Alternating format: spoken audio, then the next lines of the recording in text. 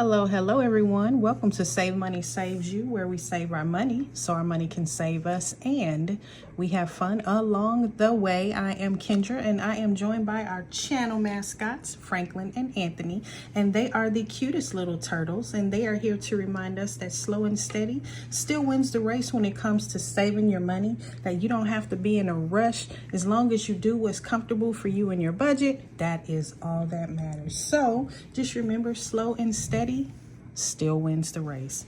So welcome to day 21 of the Q2 Financial Goals Hop, and I am so glad that you are here with me. If you have been along for the hop, then we started off this hop with Donna Powered by Creativity, and then on yesterday we hopped over to Budgeting with Kim. I am Kendra with Save Money Saves You on day 21, and then tomorrow we will be hopping to the Canadian Finance Journey. If you have not already, this is the calendar for the month, and it shows all of the channels that will be and are participating rather in the hop for this month. So as you can see, I am on the 21st, which is today. On Tuesday, tomorrow, Canadian Finance Journey. The Budgeting Sisters on Wednesday, Dramatic Panda on Thursday, the Queen's Budget on Friday, and then Craft and Budget with on Saturday. So you can grab this over at Donna's website, and then you can see this the schedule rather, and then you can hop around with us. So I also believe that Miss Donna has created a playlist for all of the videos so that you can watch them in order if you're not able to hop with us in real time. And also the the Q2 goal setting video playlist is up, and then in these videos that we're doing now, we're going over our results for Q2 and then talking about our goals for Q3. So let's get started. So I have to say, when we first met each other in the Q2 goals hop, I was very excited. We had done a great job on saving and kind of setting everything. So I was really excited and had a very good idea of, I was very optimistic rather of what we were going to do going forward. So I have to say, the magic question is, how did we do for Q2? So let's just review, and I will see if I can get the camera to zoom in better. Okay, so for April, I was like, okay, at that time we had a class of 2025 graduating senior, and so we were working on fully funding his sinking fund envelope, and then we were working towards our emergency fund. We were trying to save the $1,000 for the starter, and then I had a plan to zero out all of the accounts that we have at the end of the month, which is a lot of how I was able to get us completely through a lot of these sinking fund goals. Our Costco bill is due in July, so the goal by April was to have half of it done. I know it's just $65, but I just would rather save it as we go, because sometimes when that $65 is due, I forgot, I didn't account for it, and when you're not accounting for $65, it's a lot harder to give it up than it is when you save for it. So that is why I rather save for the $65 and then be done with that. And then there were some sinking funds that I realized in April that I was missing, like our yard guy. Every time he comes, I forget that he's coming, and now we're scrambling to go get cash. So I would just rather add that to the sinking fund binder. So that was a goal in April. And then in May, again, continuing the $75 toward the emergency fund, continuing to zero out. And then by May, the goal was to fully fund the Costco sinking fund. Going into June, again, 75, zeroing out, and then to start working on the holiday binder. I really like the whole Christmas in July thing, so that's what we were looking at. So how did we do, you guys? Let me tell you. Let's talk about it. First things first, did any of this go as planned? My answer to you, absolutely not. In no way, shape, or form did any of this in April, May, and June go as planned. And what did it? My graduating senior. So I can't remember if I covered it in that video in my quarter two hop video, or if I covered it in the video when I reallocated all of my sinking funds. But long story short, my graduating senior, or rather our graduating senior, decided that he wanted to do things senior year that he did not set out to do. And what do I mean? So at the start of his senior year, we talked to him, my husband and I, and we were like, hey, you know, what is it that what all do you want to do? Because senior year has a lot of things, a lot of stuff to pay for. And we wanted to know up front what our budget needed to be. Of course, the goal was to have started saving his junior year. Didn't happen. We just weren't making the income to be able to have extra money. So we started in the beginning of his senior year. So we talked to him, hey, what do you want to do? You know, what are we doing? What are you wanting? We knew that we would have to pay for graduation tickets. We knew we would have pictures, like those things we knew. We asked him about prom. Do you want to go to prom? Are you going to want a yearbook? Are you going to want the things, the class ring, the senior package? And at that time, he was like, absolutely not going to prom. Don't care about prom. Don't care about a class ring. Don't care about a senior package. Give me my cap and gown and I'm done. We're like, okay, do you want a graduation party? Like, we were having this conversation and he was just like, absolutely not. Don't want any of that. Now, one thing about our senior is that he does not like to be the center of attention. So we didn't think too much about him saying no, he didn't want a party. We was like, oh, okay. So, we're like, okay, cool. So we started out with a small budget for him. And then by the time the quarter two goal setting video came around, I realized that we were gravely underfunded for his sinking fund because graduation tickets were more expensive than we thought. And then more people were telling us they wanted to come than we expected. And so we were like, uh-oh, what do we do? So in April, I think it was the end of April going into May, I ended up taking all of the money in all of the other sinking funds and combining it in our class of 25. Correction. I got that wrong. That is the right timeline. I did do it in May, but here's why. So this is what ended up happening in May. The week before prom, I kid you not, the week before prom, my son comes to us and says, hey, Mom, Dad, I think I will go to prom. The week before prom, okay? One of his friends came to him and said, hey, are you going to your prom? I would love to go. So now he wants to go to prom. So what does that mean?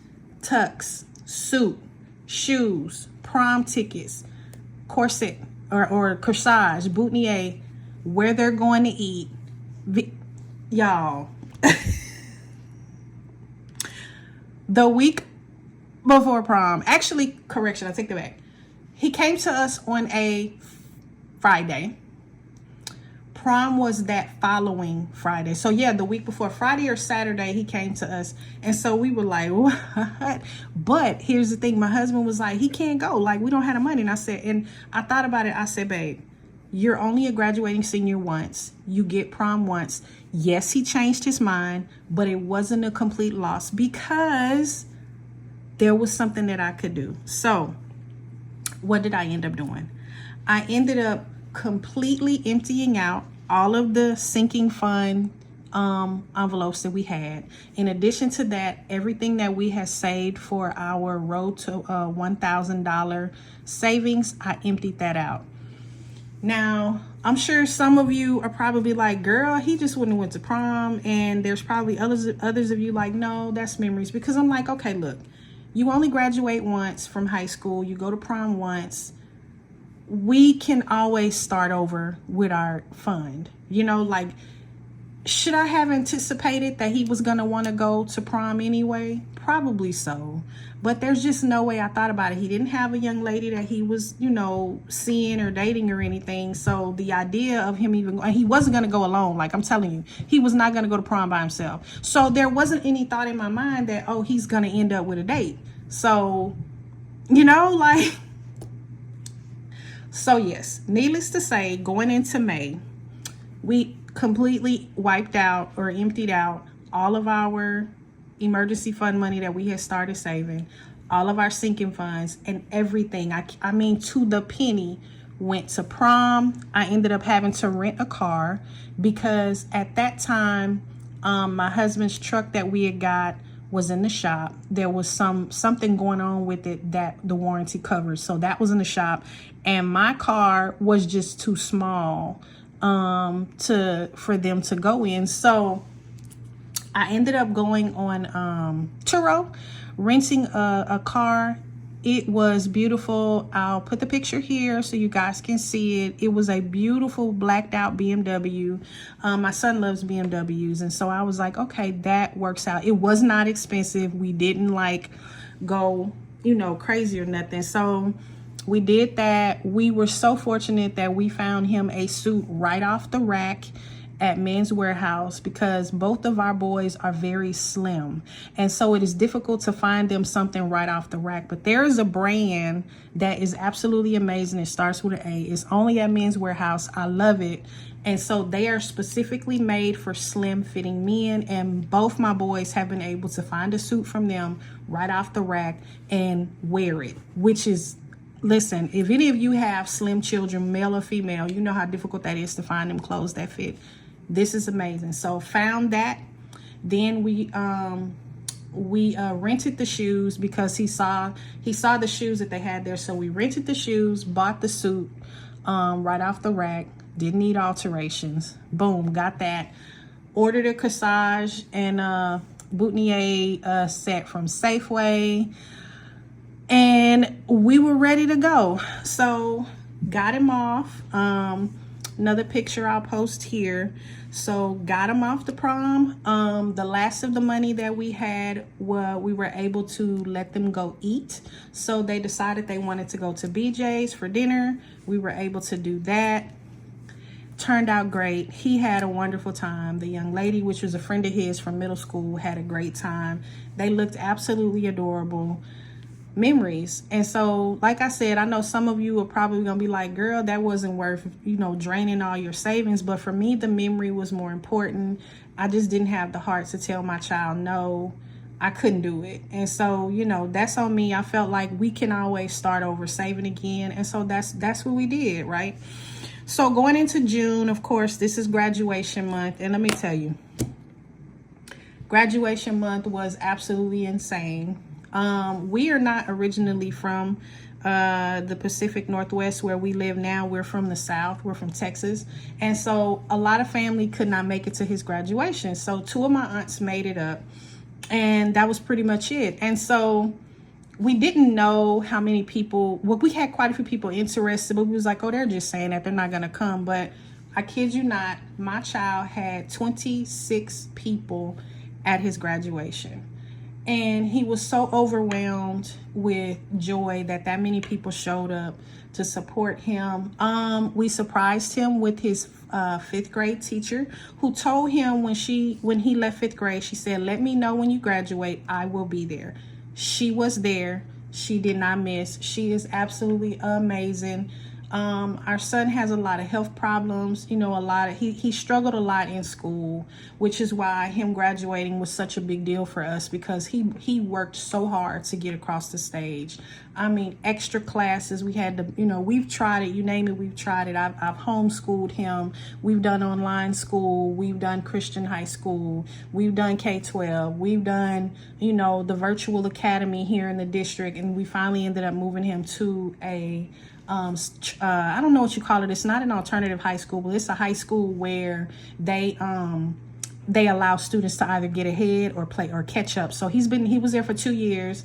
He was having to go to school all day plus take online classes. He had a lot he had to make up for, because when we transitioned him from homeschool to the district, you know, there were things that I was doing at home that doesn't count in the district, but they really work with us. So they are amazing.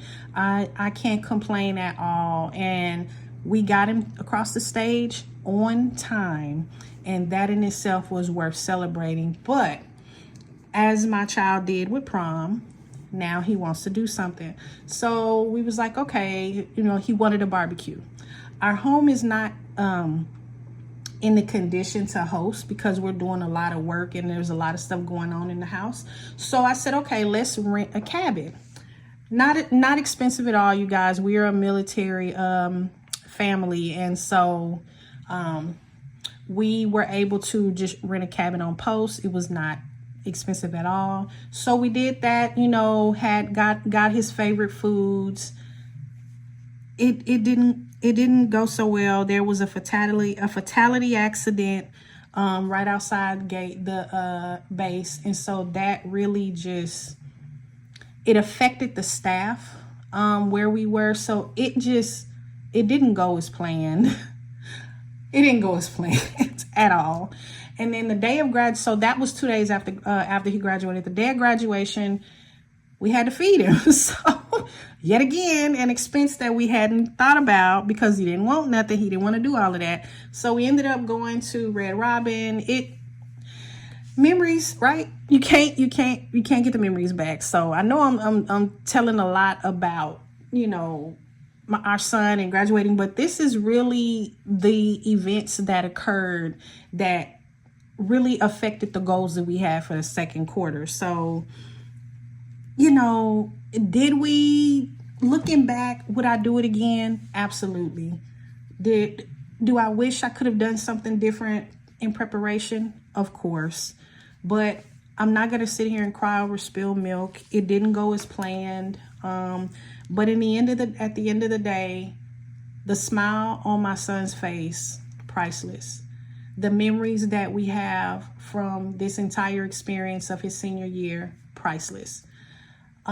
Seeing him in a suit and smiling and happy, priceless.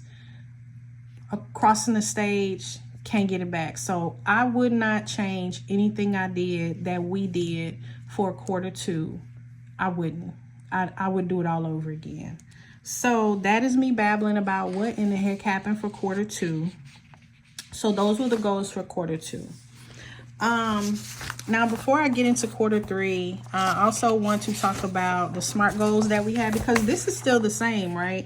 And this sheet is from the Traveling and Savings Chief. I believe you'll have to get it, go to her channel. I can't remember where this came from. I apologize, because it was from the first hop that we did. But oh, you can't really see it. I'm sorry. Hang on.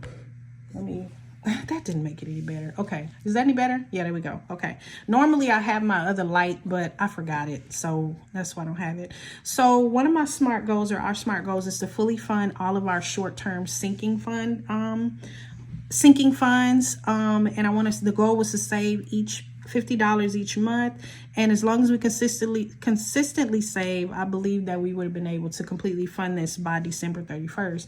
Can we still do it? Yes. We can absolutely still do it. I know we took a setback in quarter two, but yes, I believe we absolutely can still finish on track for the end of the year. The other SMART goal was to fully fund our emergency fund of $1,000. And how I was going to do that is I started a Road to $1,000 binder, but I realized that by just saving $75 a month, which was the goal, we would be short $100. And so I'm making note of that. So I've got to make that up, because the goal is to have the $1,000 by December 31st. And so this is my Road to 1,000 binder. I redid it. The initial one I had, you were saving in increments of $250. Well, I dropped it to $100 because it's just easier. You can't see nothing with this glare and shadow. I'm so sorry, y'all.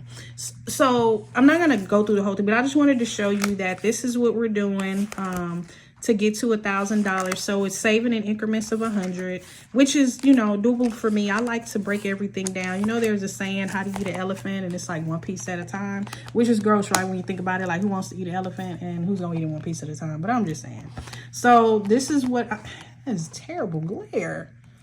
Ugh, goodness. So this is what I am going to be using to track our $1,000.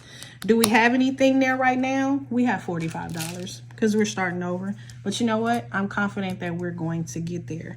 So going into quarter three, what are we doing? So I know quarter two was a complete, I'm not going to say dumpster fire because it was worth it.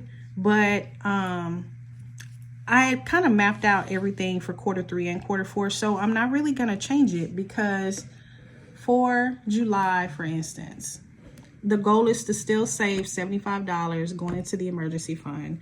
We still want to zero out all of our accounts at the end of the month, because that money also goes into the emergency fund. And then to increase my income. So by this time, I had actually expected to have a summer job. So for those of you who don't know, I am a full-time college student. When school starts in September, I will be a senior. Finally, it feels like it has taken forever to get here, but I will be graduating. And so I actively pursued internships this summer and was really confident that I would have one. Well, that didn't happen. And that is why you haven't seen me save a lot, because we've really just been having to make it with my husband's income.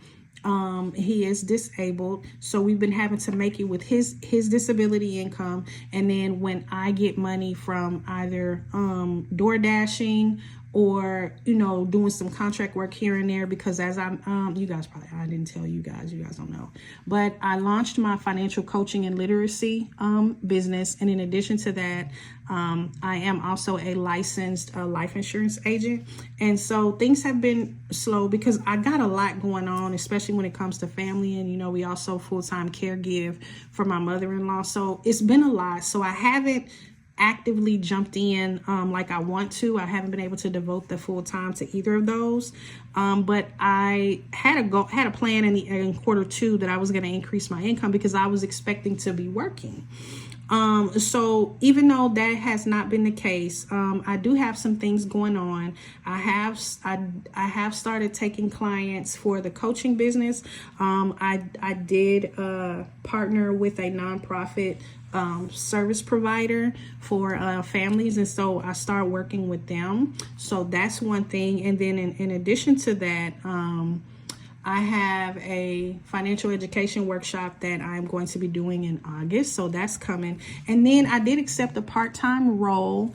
A friend of mine has a nonprofit and she needed some help with her administration. So I'm going to be doing that. And then school starts back in September. So once school starts back, I will be back at my on-campus job. So I have confidence that by the time we in quarter 3, we would be able to recoup a lot of the loss that we had from quarter 2. So I'm confident that by the time we do quarter 3's video, this will be a lot different. So that is quarter 3's goals. And as you can see, I also did finish out, where did I put it, for quarter 4. Yeah, but I didn't bring it. Okay, well, that's cool. So let me fix this again, because this glare is crazy. But so yeah, so that is the goals for quarter 3. Like I said, for July, August, and September. So by the time we come back and visit in September/October, I am confident that we would be able to recoup a lot of what we did. All right, everyone. I know I did a lot of babbling in the video, but I just really wanted to talk about what we did in the second quarter and how things just didn't go as planned. Which, one thing I can say, when it comes to your goals, for especially your financial goals, like, don't beat yourself up when you have to start over. It's okay. As there's a saying that says, it doesn't matter, you know, life can knock you down millions of times. What matters is how you respond. So get back up. So just like we're doing, you know, we depleted everything we had saved. We're starting over, and that's okay, because again, remember, as Franklin and Anthony are reminding us, slow and steady still wins the race. So you start over, you pick back up, you do what you need to do, and you keep going. Don't beat yourself up. If you take anything from what I'm saying in this video, please hear me when I say, do not beat yourself up. You're establishing the habits. You can restart and just keep it moving. Okay, and that's all you got to do. All right, everyone, I hope this video was helpful. Please feel free to leave me comments down below. Anybody else have a graduating senior? I would love to hear about it. If you do, congratulations to the graduates. And we've got myself graduating in 26, and then I've got our very last child graduating in 27. So we've got 3 years of graduations that we are in the middle of. All right, everyone. Till next time, remember to keep saving your money, because your money will always save you. Anthony and Franklin say bye-bye. All right, everybody. Bye-bye.